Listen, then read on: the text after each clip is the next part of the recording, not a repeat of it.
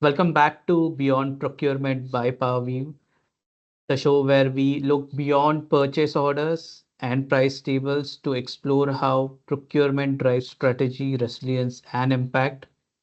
Today, I'm joined by Ahmed Raafat, Head of Procurement and Supply Chain at A.R.M Holding in Dubai. With more than decades of experience, Ahmed has led procurement across various sectors as diverse as real estate, urban development, asset management, agriculture, and hospitality. His leadership has delivered 20 to 25% cost reductions across strategic sourcing and vendor partnerships, reduced procure to pay cycles by 25%, created amazing AI dashboards, and has improved supplier performance compliance by 30% through various initiatives. But his key philosophy goes beyond tools and processes. He often stresses that digital transformation is as much about people as much it is about technology, and it is about getting the right people, training them, and retaining them. In this episode, we'll explore how procurement can earn a trusted seat at the C suite table. How do you align governance with ESG, and why the journey from tactical to trusted starts with people? So, thank you, Ahmed, for joining us today. Thank you, Deepak. Thank you very much. Pleasure talking to you always and meeting you and having running such discussions, fruitful discussions, which is helping everybody in the market and the sector, in the industry, to learn and to adapt as well and in their process. Great. So, we'll start with the first question, and it would be a great session, I'm sure. So, let's start with when you first stepped into the leadership role, when you first stepped into the CPO role, what was the single biggest misconception about procurement at the C-suite level, and how did you address it? Uh, yeah, long story. When I first stepped into this role, procurement was largely looked at like a back office support, back office function, maybe focusing on compliance, on savings. I remember walking into early board meetings and realizing that when the agenda reached procurement, conversation comes often narrowed to how much did we save this quarter. That was the perception. It mostly tactical, transactional, almost invisible in shaping strategy and in strategizing the approach. I think what shifted things was demonstrating the procurement function. It could enable growth. For example, in real estate, we don't negotiate cheaper contracts. We secure suppliers innovation. We secure digitalization that will reduce construction timeline, for example, by months, that directly improving cash flow in sales cycles. That was the turning point, showing the board procurement could drive speed, could drive resilience and opportunity, not only for just savings of money. So this is how was the perspective. Great. So that was one example how you realized and what made board see procurement differently, right? Yes, yes, that is the main approach actually, and that is also advisable for all procurement professionals to step in into the board and to speak about the adding value, not only the value engineering. That is the difference in tackling that point and speaking it about it and present it. It's a value enabler rather than deduction or value engineering. Because there's a misperception in value engineering in the market that it's cutting quality and reducing quality. So that's another story. So no, that's an absolutely great example because in most cases it's always about cost savings, but reducing the timeline of delivery from weeks to a few days impacts everything from the project cost, and definitely, ultimately customer satisfaction as well. So, I mean, I can surely imagine how it must have you know, impacted the overall perception at the C-suite level. Yes, yes, exactly. Indeed, I agree with you. And speaking about the C-suites, what do CFOs, Chief Financial Officers, want most from procurement today? CFOs, I believe they are looking mostly for clarity, for predictability. They care about the risk and the risk exposure, the risk mitigation, total cost of ownership, and of course, numbers. Because what are the reliable numbers? What can we budget it? How can we handle that budget? How can we be within budget, complying with the budget? That is the main. Like it's a matter of numbers. That is the main perspective of most CFOs currently. You can speak also a little bit different from CEOs because CEOs are looking for growth and more keen about resilience. And they give you asking questions like how do procurement help us faster? How do procurement and supply chain help us to expand smarter? How that will protect our reputation in the market. So they focus into these parts, which we can speak about compliance, we can speak about ethics, we can speak about process and procedure. So both of them targeting CEOs and CFOs, targeting the benefit of the organization in the market, but everybody has different eyes and look for it, you know.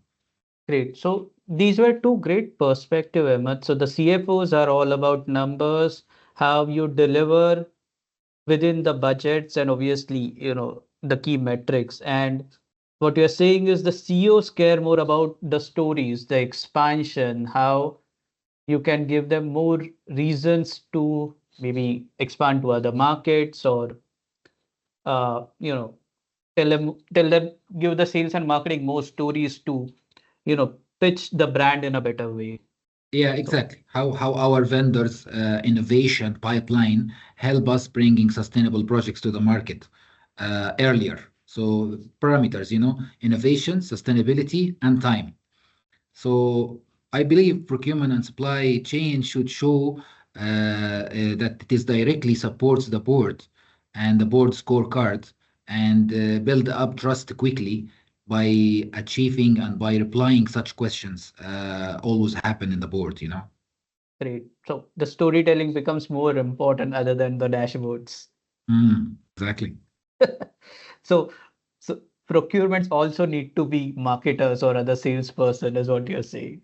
Exactly. That we should market ourselves. Yes. That I feel the main thing, the main point is we don't know how to market ourselves well. So we also part of this confusion and part of this image in the market as well. Yes. Great, great. So the stakeholder awareness is an important point. So that brings me to the next one. So when presenting a digital procurement initiative, whether that's AI, because a lot of people now speak about AI in procurement, or whether that's automation, or whether creating new ESG compliance dashboards, what kind of story gets C-suite buy-in?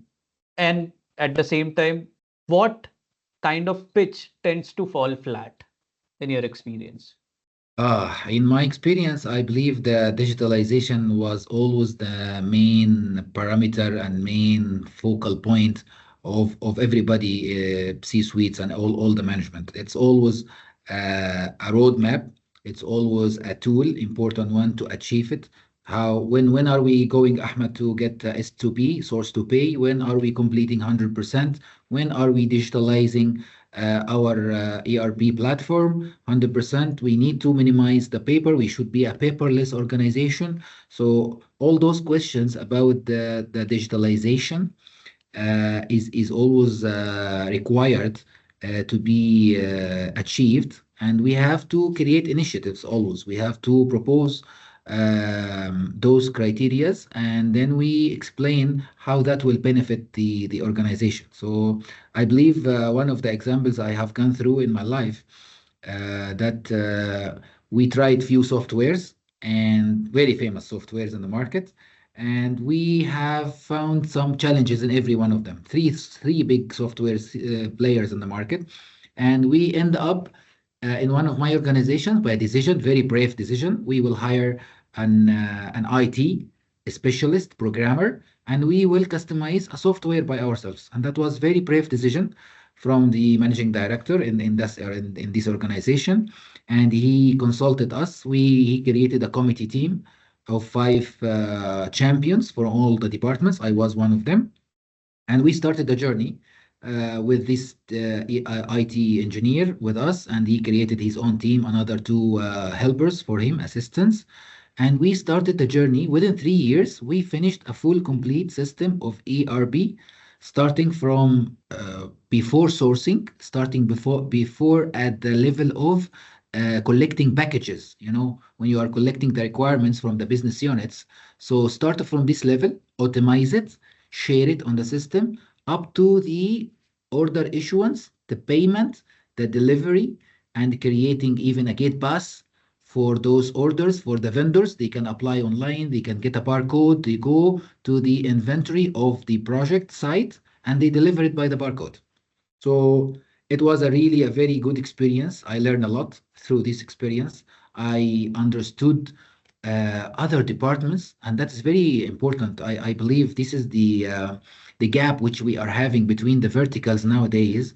There are gaps between the verticals in the organization. So everybody doesn't understand the other party, what they want, what they need, what they focus on. Finance, what they look at, operation, team, what they are looking at, the admin, the inventory team, what they are looking at, and what they care about. So it was a very good knowledge that we collected all the requirements together. We participated in creating a roadmap together, understanding the requirements and sharing all together, and then applying and creating a system satisfying all those requirements and ending up by customizing a full ERP system. It was a very successful long journey, yes, 3 years, but I believe it was a productive one.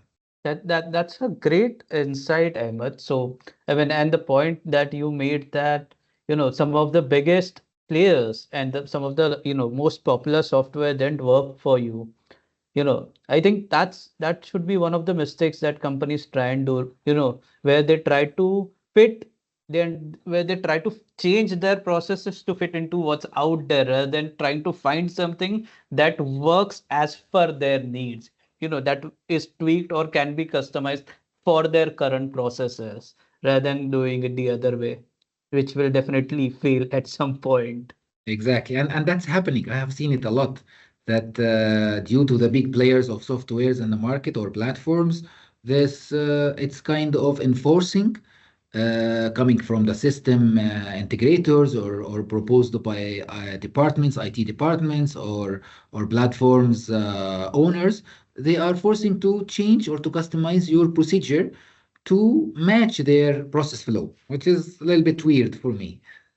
Should be vice versa. 100%. I agree. You want something that fits for you rather than, doing the whole effort of changing your processes Yeah. to fit something that's out there. Yeah, I That's believe definitely flexibility is acceptable. We can find workaround solutions, but if the core business and the core function is not matching or complying with the platform, it's a hopeless case. There's no use of that. That will create problems later in compromising and if affecting efficiency and effectiveness of the department, and of course affecting the output quality for the whole organization. definitely there won't be any adoption within the team. Yeah. Great, great. So, that's a great example, and you have also embedded ESG and governance deeply into your procurement initiatives. Given that there are always commercial pressures, and when it comes to ESG, most companies, unless it's a means or it somehow helps you achieve your commercial goals, board or senior leadership typically try to look the other way and not as a key factor or a compliance. So how do you present ESG to your senior stakeholders, to your board, not just as a compliance but as a source of competitive advantage when there is always, or in most cases, there's always a pushback? Look, I believe ESG, we can frame it as a market access and the brand leadership. Compliance is a minimum requirement for that, but competitive advantage comes when ESG become part of your value proposition in the market. Yani, we in A.R.M Holding we do keen a lot about ESG. We do maintain and include part of the technical evaluation for only the compliance and not only the compliance, the innovation of ESG in our requirements in every tender in the technical review, and that will be part of the project. Then the project will be already in a very high compliance with ESG and adding value to the community, to the city, complying with or achieving part of the regulation of the country which we are now living in, and paying back to the environment and to the people around us. So we do have a lot of initiatives. We created, for example, local sourcing initiatives. We created a low carbon compliance and the low carbon production initiatives. And we are still, I'm saying always, we haven't reached 100%. We are still growing, and we are still improving this within our vendors registration process, within our projects, increasing and focusing on a lot of certifications and achievements in our projects in terms of mobility, in terms of sustainability, so we can improve the quality of the products we are in the market. And then, of course, that is reflecting on our branding. Yeah, definitely, definitely. And I do remember you sharing one example where, what you started, one of these initiatives like this, when you started, it was very new to the industry, but it later ended up becoming one of the table stakes compliance, certification or parameters. I don't remember the exact example completely, Yeah. but I remember you mentioning it. If possible, if you could elaborate on that.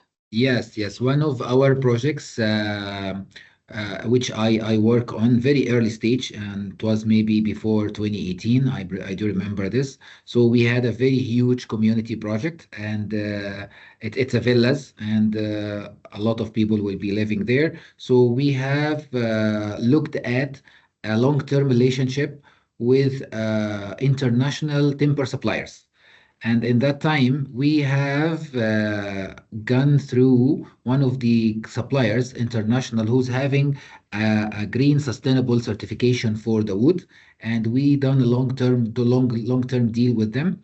And we brought them, and we brought that wood, we bought it, and we utilize it in one of our factories, joinery factories. And then later on, I do remember that Istidama has assigned that kind of certification as a mandatory in their pearls later on in the regulation. And that was a good initiative from us, where we that time we presented in Abu Dhabi project, and it was later on taken and regulated later on in the Istidama regulation. It was a very good project for us. Great. So that ended up setting the trend for the complete real estate or construction business in the UAE in Yeah, that case. exactly. That's a fascinating achievement. Kudos to you and A.R.M for that. So I mean, I am sure when you must have started this in 2018. I mean, it's a huge risk, when you start something like this, which has never been done, and and in a volatile sector like construction. So how do you communicate this to the board? Because in a lot of cases, people tend to look at procurement around cost savings. But how do you communicate the risk of not doing procurement the right way? That is credible, quantified, and more solution oriented rather than, fear driven. How do you communicate that to the board? Yes, I think we have gone through a very good experience. I say it's good because we learned a lot from it through the pandemic. So it was good and bad. Of course, we suffered a lot, but on the other hand, it has impacted the industry a lot, and it changed a lot of mindsets, which was very beneficial, and it was a little bit resistant earlier than pandemic or pre-pandemic timing. So I believe resilience become now very important, and risk mitigation now become very clear. And we have to approach the market with always the solutions, with always out of box um, activities or out of box tasks where to solve the problem and to reduce the shortage and the impact of shortage or the market volatility, always like that. So for example, we do have in the construction, we learn how to introduce a fixed rate agreement internationally, even to secure the sourcing, to secure continuity in time of any volatility in the market. How to have a long-term relationship to overcome the political and geopolitical situations happening around us. That was very useful and very helpful to help us in our resilience. So this is how we improve in our approach in the communication of the procurement, and to create also a credit and a value for the industry, for the sector of the procurement, and present it to the boards to understand what is behind that, what was the hard work, and what was the efforts have been executed to overcome such situations, which is, let us say, like kind of force majeure, out of control situations. So we have to be always a little bit proactive. There's no harm. We should not be reactive. We should be always proactive. There's no harm of creating some long-term agreements and keep it ready for upcoming business, since we are aware of the pipeline from the business units, and we are aware of the upcoming projects and nature of the projects as well. So that's very helpful. We have always to take a pro action or proactive actions actually. That's an interesting input, Ahmed, and that certainly will help procurement teams look at it from a long-term perspective. So, enough about tech and the stakeholders. Now let's go to the most important part, which is the people.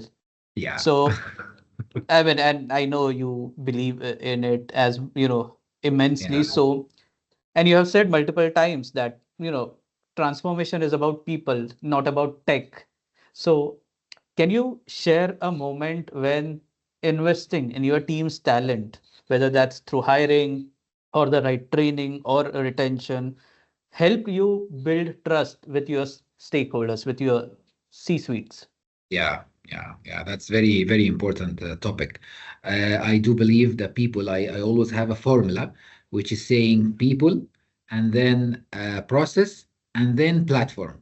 Then that will equal to innovation and will equal to improvement. So adding value. And this is the same priority I'm looking at. So the people, I always had thinking that without having the passion in the people about the digitalization, about the artificial intelligence nowadays, the trending, if they don't have the passion for that, and if they are not having the skill set, then you won't be doing anything. You will waste time and efforts, and you will go around and around in close circles, and you will end up by kind of failure here and there. So I always believe in training, in sharing information and knowledge, in attending summits and conferences to increase awareness and bring interaction with all other companies and people in the market and the industries. So the team will not only be locked in the office to work like operation. They will also look at the people around them. They will look at the world. They will learn new things from all those exhibitions and summits and conferences. They will interact with other companies and sectors, and they will learn, and then they will come themselves asking, "Let me do that. Let me try this." They will come with ideas. They will voice out their daily challenges, and they will propose. It was uh, very funny for me when I heard one of my colleagues that he, after few training sessions and after two summits, he came and told me that I have daily homework, daily workload for this repeated activity. And I am thinking either if we use this software, which we attended in that day, or we bring in some solution to automate this one. So it will save time. So I was really surprised. I like it a lot that how the way of mindsets of the team got to change it just because you are exposing them to the life. Don't kill them in closed offices. That is the issue here. That is how where they will add value. They will bring the ideas. They will have the intention in their hearts and minds to help and improve. Apart from that, it will be just a resistance. So that's an interesting incident that converted knowledge discovery to a solution discovery for you, Evan. And Evan, you never know where ideas can come from. So that's a great example of Yeah. that.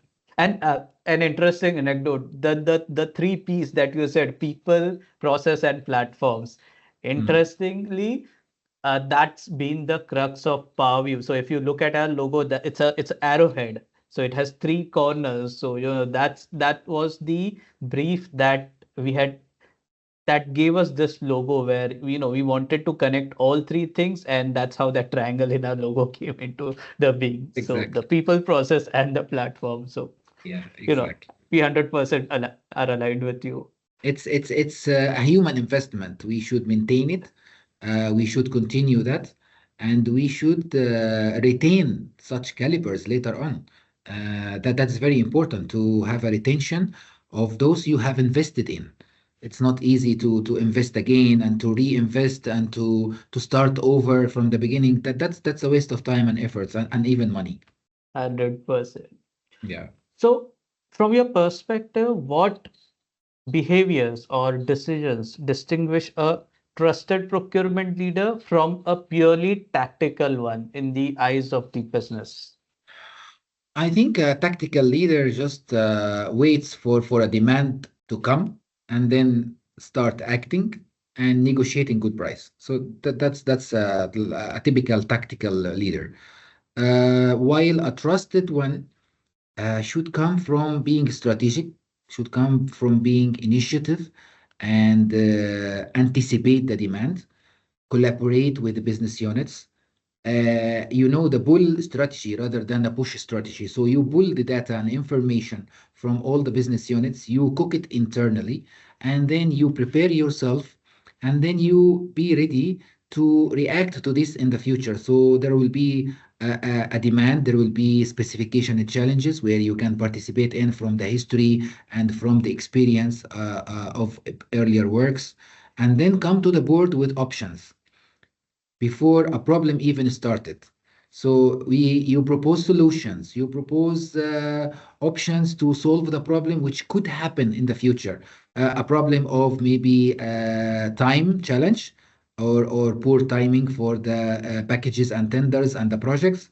Maybe a challenge of lack of specification or better specification, innovative solutions from your interactions with the vendors on daily basis. So all of these will participate and will collaborate in the benefit of the organization.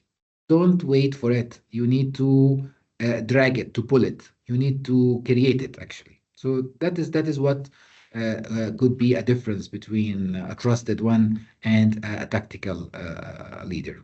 So being proactive rather than reactive Exactly. is what you're saying about. Makes Exactly. sense. I mean, given that how dynamic the supply chain and everything is, that I mean that's something that is definitely out there. So and I mean, moving to the next part of the session, I mean, I have just two more questions for you. Yeah. Is what advice would you give a new CPO in their first 12 months to avoid being seen as a firefighter, as not, avoid being seen as a reactive leader and instead Mm. build trust from day one? I think my advice for a new CPOs stepping in the first 1 year, they create secure quick wins to build credibility first. You need to uh, create this credibility with all stakeholders. Immediately connect them to a bigger story. In your first year, you will be like tempted to focus on firefighting, but proving your worth by cutting cost fast. Do it, yes, it's okay, but don't stop there. You need to be a little bit step further. You need to be ahead of this game plan and try to add value by gaining this credibility and create those wins, and then be strategic at the same time to secure a smooth operation later on to solve problems before it comes up. So this is what I believe that should be the main thing for the first year of any new CPO. That's definitely out there. And the final one, if we reconnect in 2027, 2 years down the line, what is that one bold metric or defining shift that will tell you procurement has succeeded in truly becoming a strategic function, a really proactive function for a business? What's that one metric or one change or one shift that will tell you that?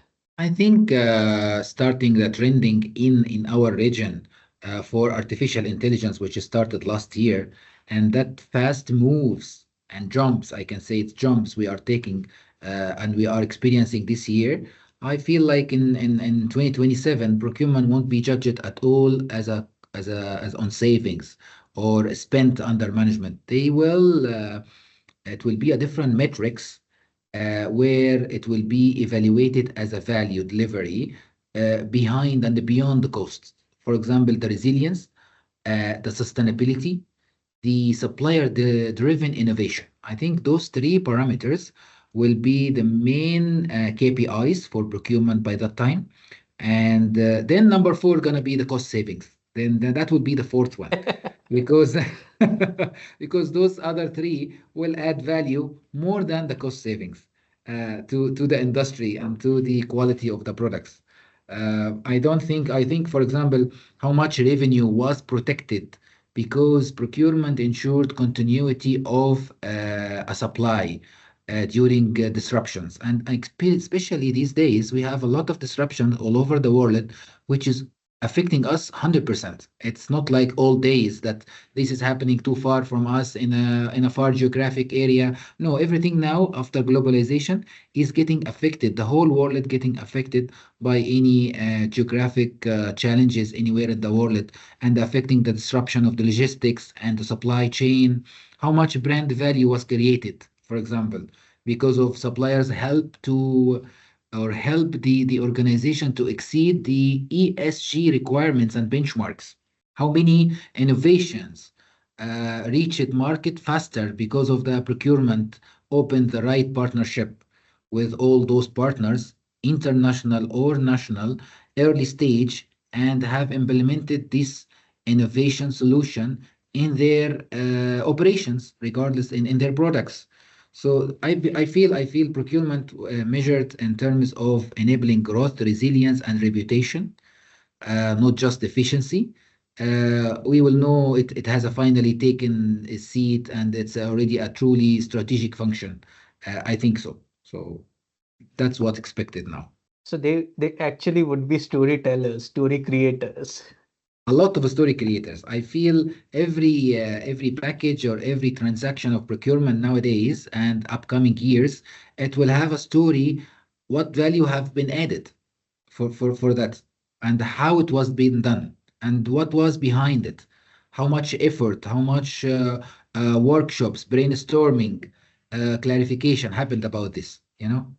Amazing, amazing. Those, I can imagine all those innovations and everything. There would be so many stories that come from the procurement team. And, I'm sure as a marketer, I can think about how many of those I can actually use in my brand campaigns. If I had those amazing things, you'd bring an innovation that changes the way a project is delivered. I mean, it's something that I can think and certainly will be of a lot more value when it comes to, you know, creating those press releases or, creating a brand campaign around it. That would be really truly amazing. Yeah, simply a game changer. Exactly, exactly. Amazing, amazing. So Emma, that brings us to the end of this session, and it's been amazing. It was a great one and some really great insights. I'm sure our audience will love them. So, and This is the first, but this definitely won't be the last one. So thank you again, Ahmed, for your time. And one last one, if procurement leaders or procurement teams need to, you know, hear more about those insights from you, how can they reach out to you? I'm sure you're definitely quite active on LinkedIn, so definitely LinkedIn is the go-to medium. Uh, I mean, how can they reach out to you and what can they expect from you if they want to hear more from you? I'm in love with LinkedIn. I use it. I learn a lot from LinkedIn. It's very useful and insightful tool where you learn everything and something new here and there from different all over the world. It's connecting. It's a platform connecting all the people from all over the world in different industries, and everybody sharing a story or a new information or a challenge or a feedback or experience where you learn from that. So I believe I'm reachable on LinkedIn, and you can share this one as well for me on my behalf. I'm welcoming all connections and accepting the followers and sharing also with them all whatever I have from information and knowledge and experience as well. Great, great. So that's all, folks, for today in this session. Thank you, Ahmed, once again for your time, and we'll truly catch up again for some like amazing new sessions. Thank you very much, and thanks a lot. It was a pleasure talking to you, and very useful and insightful questions. I like it. Thank you, Ahmed.